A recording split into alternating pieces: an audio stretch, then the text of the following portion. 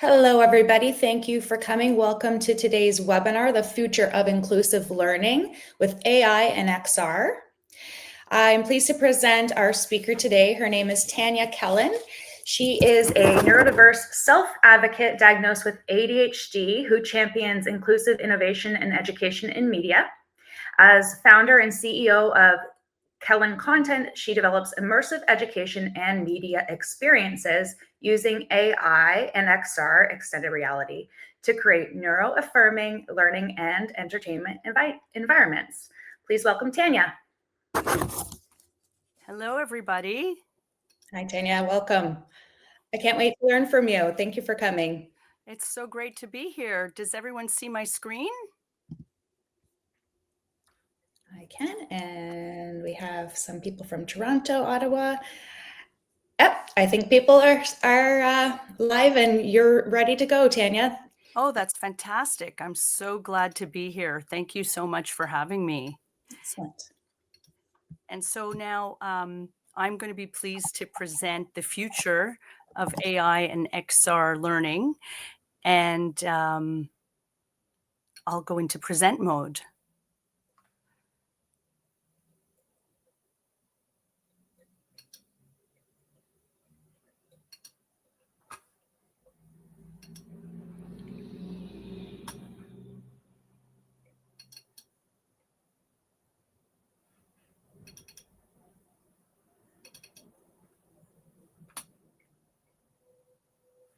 Just give me one moment here. I'm opening up my presentation. It's uploading. Just give me one moment.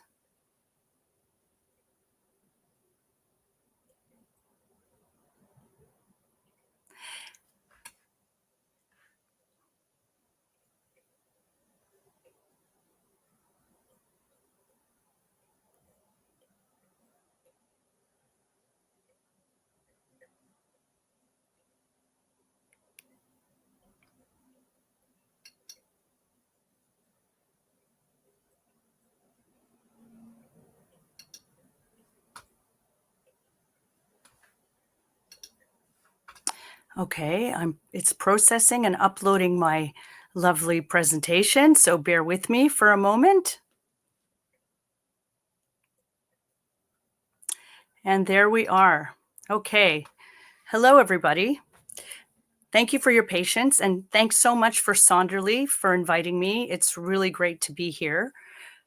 And I'll tell you a little bit about what I do. But first, I want to make a land acknowledgement, and I want to begin by acknowledging the traditional lands on which we are gathering here in Toronto.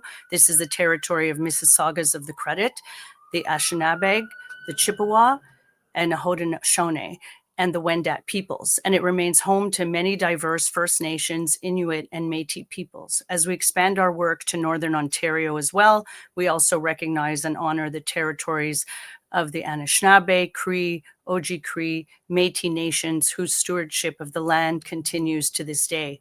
We'd also like to extend this acknowledgement to all Indigenous peoples across Turtle Island and beyond, grateful to live, learn, and work on these lands, and we are committed to moving forward together in the spirit of truth, reconciliation, and co-creation.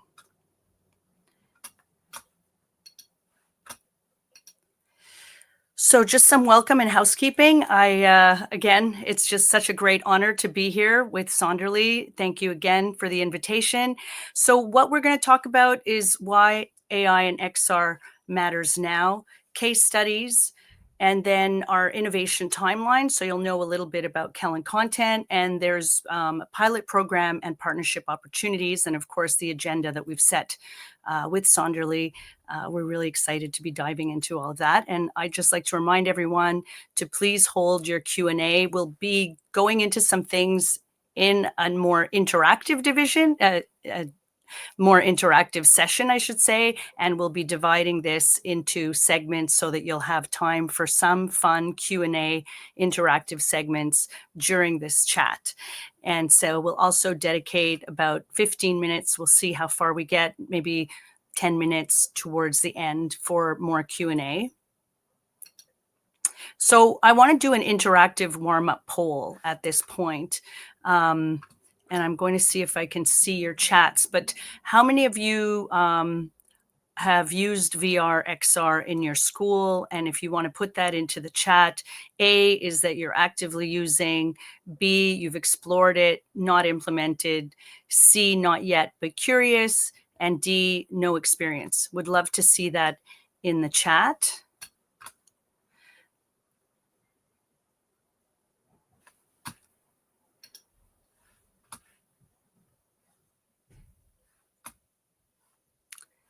Okay.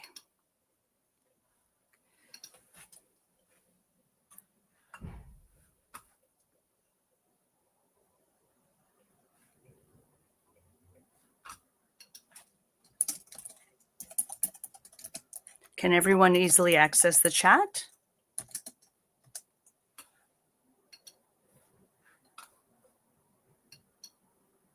Okay, so I want to get into why now. Why is AI and XR really important?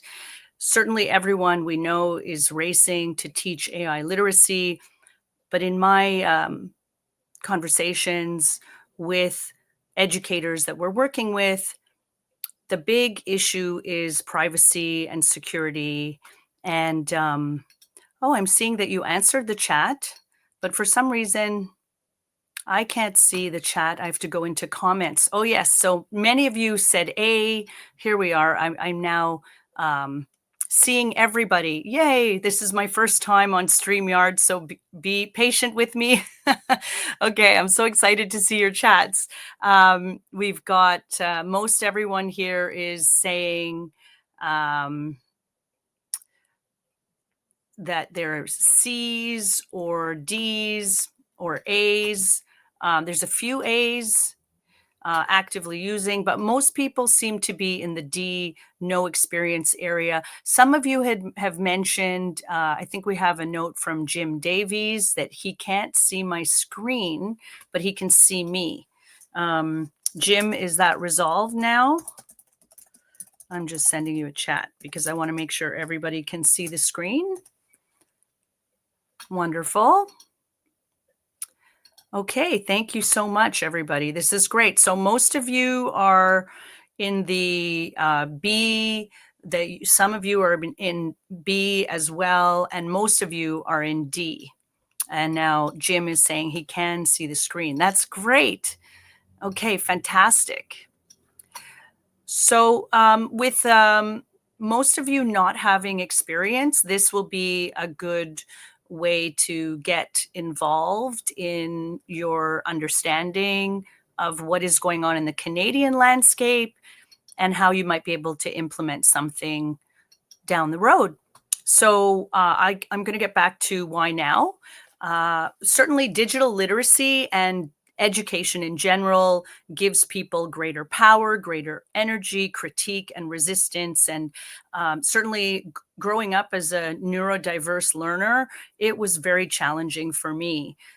So it was really all of the urgent issues that learners are facing today, I faced as a young student in my early years from grade 1 all the way through all my education for as long as I can remember. There was a lot of anxiety. There was overwhelm.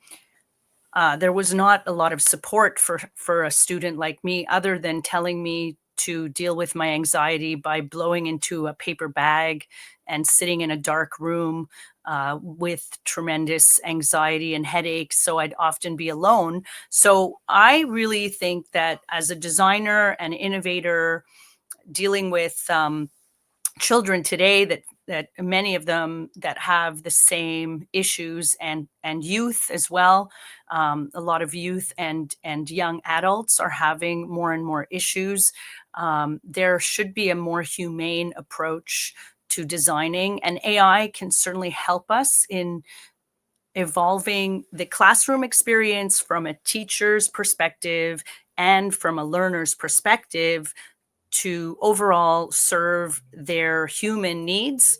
And technology shouldn't be there to serve just commercial needs as far as I'm concerned. So we're very much about ethical design, that we put the problem first, and we design the solutions and co-design them. So this is why it matters. AI right now is really a powerful tool.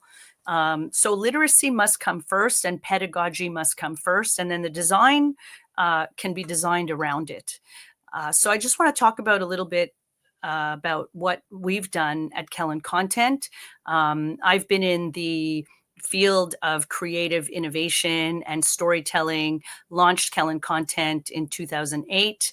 I decided to go into film and television because storytelling was a way for me to deal with my anxiety and put all my passion there.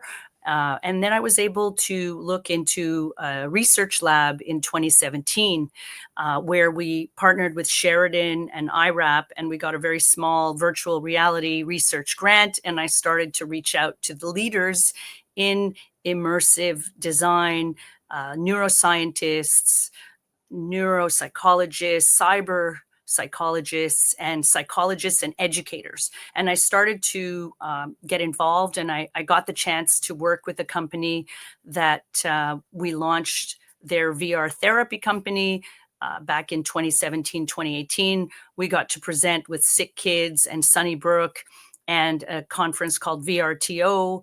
And then we got into the Startup Health Accelerator, the largest accelerator in the US. And it really opened my eyes. And I was able to work with Founder Institute and build research collaboration with leading experts and be involved in their webinars, and just gathered a whole bunch of research coming out of Stanford, UCLA, the University of Southern California, and also at Carleton University, working with Dr. Jim Davies. There are a number of cyber psychologists that are slowly expanding, and educators that are working at the intersection of AI and XR, but I really found few and far between in Canada. So most of the work that I had been doing up until about 2021 was all based with research going on in Europe or internationally, and then cross-promoting film and television with immersive experiences. So I've designed television shows that also have an educational component, with education for children tied to working with Disney, Nickelodeon, TFO, TVO. So they have very strong educational mandates for film and television. So we used to hire educational consultants, and now we hire XR AI consultants to work with us so that we can design the future of education and learning that's attached to our television shows, in fact. And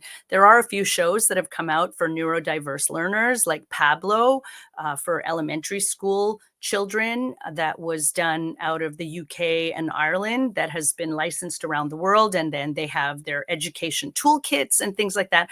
So we started to look at how in Kellen Content we could design television shows with very strong educational experiences for neurodiverse learners, and how we can embed that into our television shows and our education experiences with pedagogical first standards by academics for academics. And then we started to we met with Conestoga College in 2020. I pitched our innovation platform design to Conestoga because we hadn't seen any platform that could deliver XR AR AI experiences. So that's when we got a research grant with the Natural Science Engineering Research Council in 2022. And then we just completed a 3-year XR mobile lab pilot that was funded for 3 years. And now Kellen Content is responsible for new pilot opportunities for the sustainable model. And then last year, we launched our venture studio model with Brain Trainer, our not-for-profit that is an AI company that helps not-for-profit organizations with grants and research for ethical AI design and digital literacy. And I'm the chief strategy officer there for social innovation and impact. And Talk for Tech with Dr. Karen Katchen and Tammy Jones, where we're taking behavioral wellness assessments for optimal personal and professional leadership. So I have a number of companies that I help scale, and I help build their design experiences that they can be tested and validated and scaled globally. And so we are now in the last part of 2025, and we've launched our AI XR EdTech pilot programs that you'll hear about later today. And I'm really thrilled to share more about the Canadian landscape. So there's limited commercial tools, few commercialized XR education tools. For those of you that don't know, XR means extended reality. So that encompasses virtual reality, augmented reality, mixed reality, and I like to call it experiential reality because you can experience a new reality. It is the most significant perception shifting machine that I've ever seen. Um, most educational experiences are still in pilot stage or clinical stage. So there's a lot of clinically validated experiences that are getting FDA approval, CE medical certified device status. There is a growing demand for scaling immersive experiences built in Canada, for Ontario. Our school system in Ontario or anywhere across each province has specific guidelines, and we're very familiar with meeting those guidelines. And we have academic partnerships growing across Ontario and Canada, and with Brain Trainer and Talk for Tech as well. We're building partnerships in English, French, and Spanish, specifically with Brain Trainer. They have a very strong Spanish community. So there is some academic testing now underway for immersive learning, general learners, and neurodiverse learners. I can talk to you about the Conestoga College pilot that we did. We tested XR for recall and engagement, and as you'll see from reading this, they have developed a number of XR experiences for diverse disciplines, firefighting, agri-tech, education in many different areas. I focus on the creative side of education using creative technologies. So one of the things we did was a storytelling masterclass and how to shape your personal stories as well. And what we found with all of our XR experiences was that there's higher student engagement, there's higher recall of subject matter, that any subject matter, really, you recall it in a much greater capacity than you would if you were reading a book per se, and much higher motivation to continue learning, especially for the neurodiverse learner. That's really important. So the pilot that we did with Conestoga was for the general student population. We are now going into the neurodiverse pilot that we will talk about towards the end of this session. George Brown College also has an inclusive design lab. They have developed a number of XR and AR accessibility tools, workforce stimulations. There's a big increase in learner confidence and job readiness when we're applying immersive experiences under the XR umbrella, whether that's extended reality, virtual reality, or augmented reality. And if you don't know what augmented reality means, that's wearing a different type of headset where the images come up in real time. So it's essentially an overlay. So for repetitive tasks or tasks that require a greater cognitive load, you can actually see what you're doing. And so for a neurodiverse learner, whether you are on the autism spectrum or the neurodiverse spectrum, many things are very difficult. Impulse control, or there could be issues with memory or concentration. So having an augmented reality overlay to help you can really increase greater learning outcomes for your neurodiverse learners. And virtual reality with augmented reality and AI can be really powerful. McGill has also demonstrated some great results. And then if you are part of the high school, secondary school educational institution world. I have other studies that I can share specifically that I will be happy to send you later. The global landscape for international case studies right now, a lot of the research has come out of Stanford, the Institute for Creative Technologies, Achille Interactive, and then in Spain, we have a company called Nesplora. And these case studies are education focused and also clinically focused. And in the case of a company like Nesplora, they're going into greater assessments with virtual reality, which focus on not just doing a paper assessment, but a virtual reality assessment that can be much more detailed than a traditional paper assessment. And then there are companies that are also designing for the learner experience in schools. And then the current state is that Europe and the US, unfortunately, are far, far ahead of what we're doing in Canada. And I hope that we can change that together in a community where we really look at the examples of what's working and we build in Canada. As you can see, some of my research when I reached out to Nesplora, they are focused on the US, of course. It's a much bigger market and international for now. So they haven't yet adapted their assessment tools for Canada, but they did tell me they would like to potentially look at that opportunity later next year.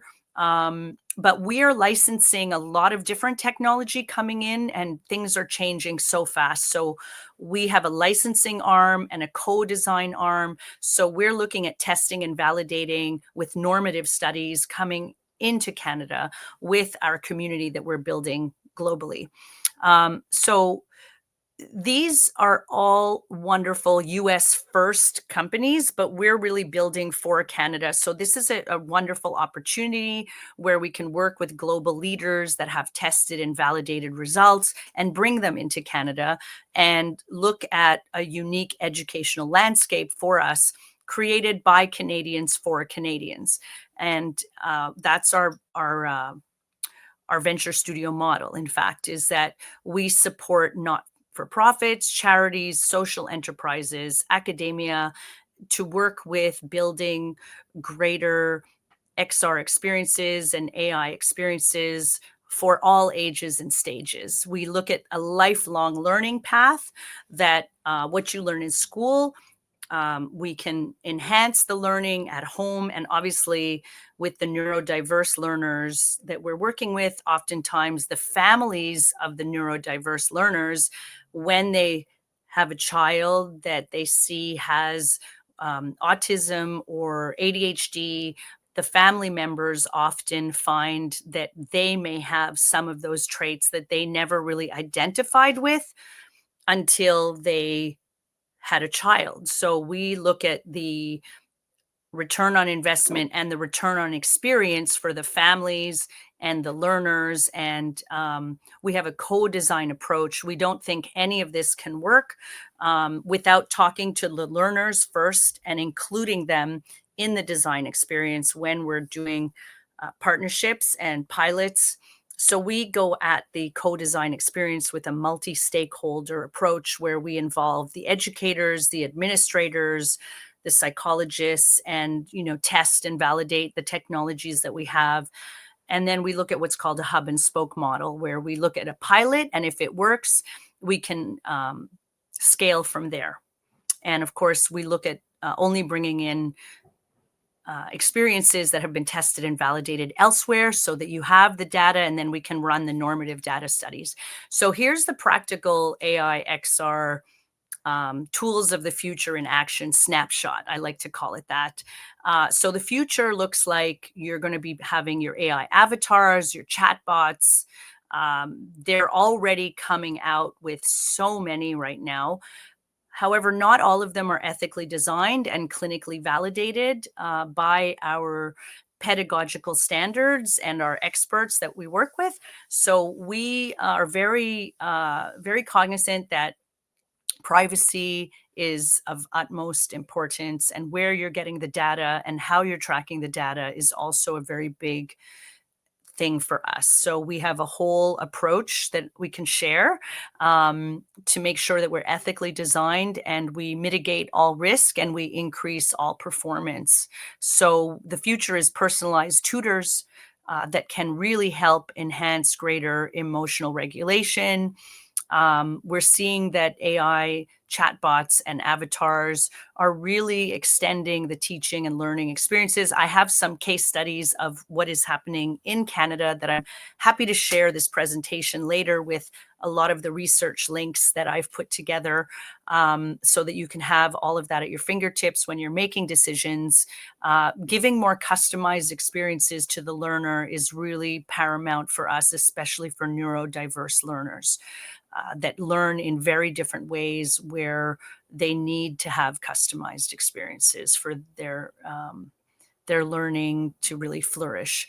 So we see that VR applications that are emerging, as well as the AR applications for the augmented reality, they really help with executive functioning, social emotional learning, anxiety reduction. And then, of course, we really want to increase greater belonging and adaptability and really build the creativity and innovation experience for our learners that can innovate in their way of learning in an experiential way when we design these experiences. And we're also offering gamified assessments.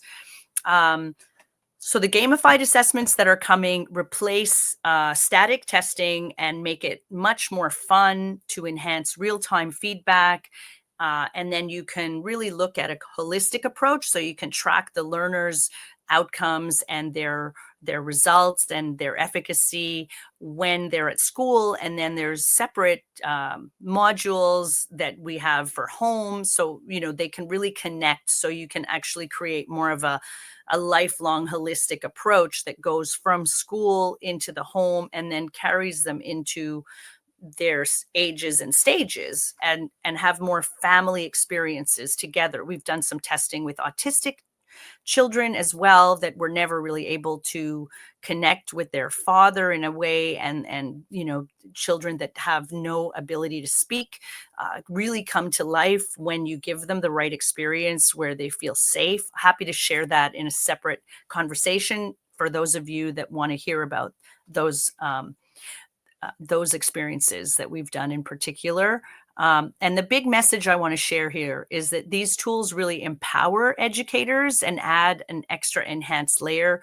They do not replace teachers. We really need a human factor and a human touch to be connected. And so that's one of our big mottos, is that we believe that the human approach is most important. So we're almost hitting 12:30. So I'm going to do another poll. And I'd like to know what challenges as educators and, pedagogical experts, what challenges do you see most often with your students?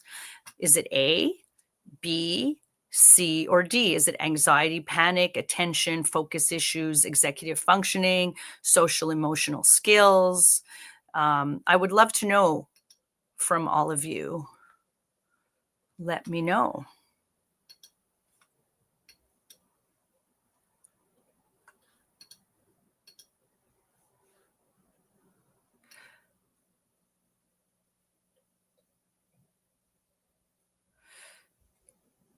So some of you are seeing attention, focus issues. Most of you are seeing attention and focus issues. Most of you are saying B.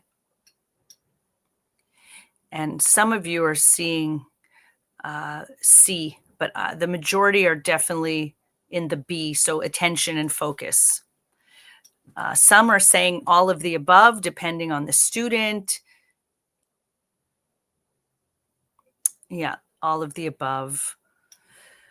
Right. So this is where the virtual reality experiences and the AI combined with an XR approach as well, as an extended reality experience, can really add value to these issues, specifically greater attention and focus.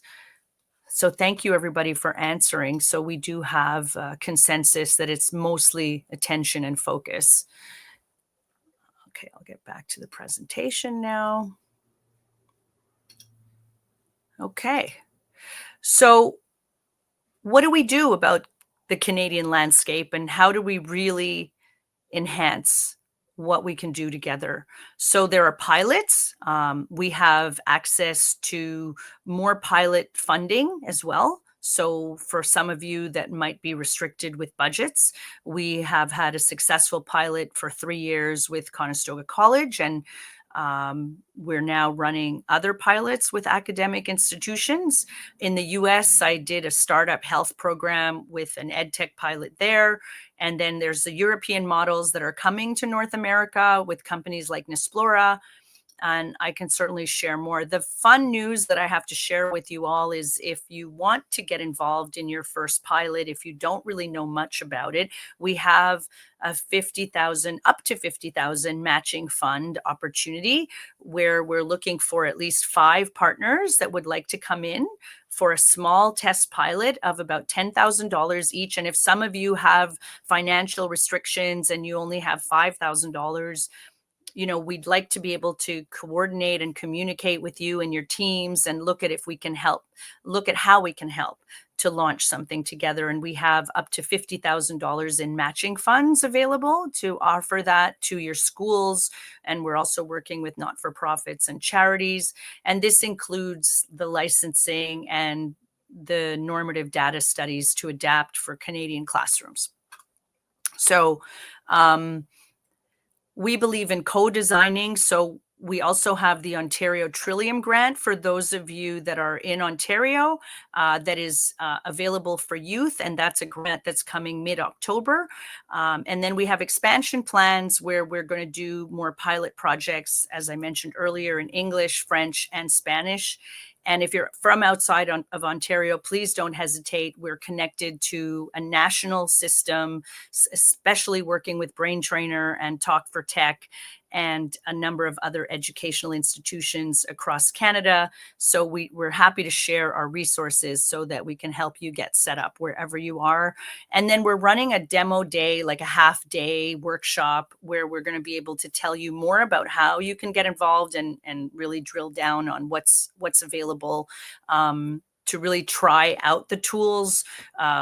So that's what we'd love to do with our pilot project, so that we can get you the tools, because the headsets are expensive. But for that pilot project, we can really co-design together, and we have what's called creator-thons as well. And just ask us how. Anytime, we're here to work with you and to help bring everything into your schools slowly. We like to take the slow approach, and so we also license, and we want to shape the future with you for the future of Canada's EdTech environment and our storytelling future. And through storytelling, we really believe that we can enhance neurodiverse learners and their experiential journeys. So together, I think we can make great change in Canada, and there's no reason why we shouldn't be developing our own innovative ecosystem here, as well as helping other companies come to Canada and learn from what they're doing. With that said, we have some time for Q&A. We have about 10 or 15 minutes. And, tell us about what you've heard here that excites you most, and what concerns you about bringing XR and AI into the classroom. Feel free to ask me anything, and I'll just do my best in the chat to answer your questions as best I can.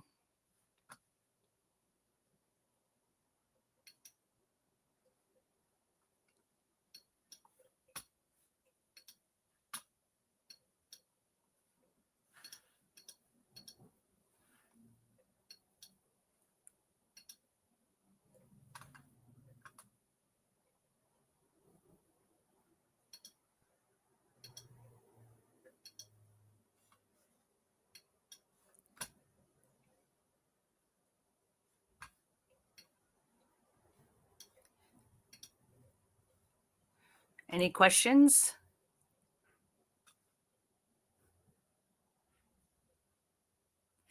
Okay, so what excites you most about this? Okay, so thank you so much for that question. So, what I'm most excited about is that traditionally students that have attention issues and focus issues, and that was really my big issue in school. If I didn't really get excited by learning, and if it wasn't adventure or action oriented where I was moving, I was a little energizer bunny, and I had too much energy and I couldn't sit for very long. So if I had my hands or my mind really passionate about something, I would dive into it and I would be an excellent student. And I would be, and I often meet these learners that are pretty much like me with their attention and focus issues. And when we put them into a virtual reality experience, or an extended reality experience with augmented reality. And when we show them how AI can really enhance their learning and really give them superpowers, and then they can absorb things in ways that they couldn't really get excited about because they're just books. I was very much an experiential learner. If I like a task, I can get into it. So what really excites me is that the experiential learning path can dramatically be enhanced with a few tools that you bring in to enhance your reading, to enhance using books, and to give you more of a real-time design experience for the learner. They can do things in ways that were never possible.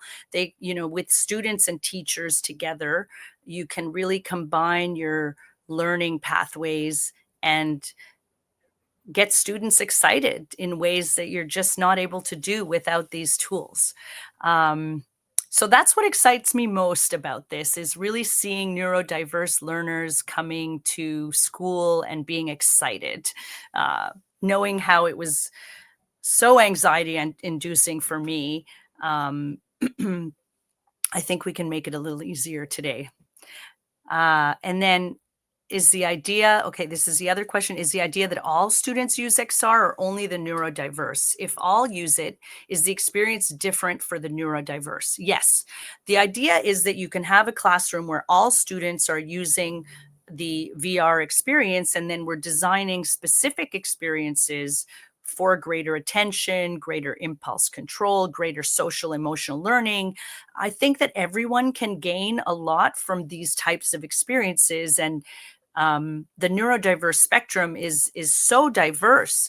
Uh, some of what we're seeing is that non-neurodiverse students also learn a lot from these experiences. So that's part of what we're going to test in our testing of in the pilots. And I went to a school at one point where I had hearing impaired students that were with me, and we were all kind of in this gifted class, and I had to learn sign language, and I also had someone that was visually impaired in my class when I was in grade 4.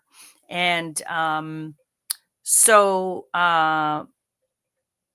the learning pathway to an actual VR experience and learning, we can share that, Janan, with you.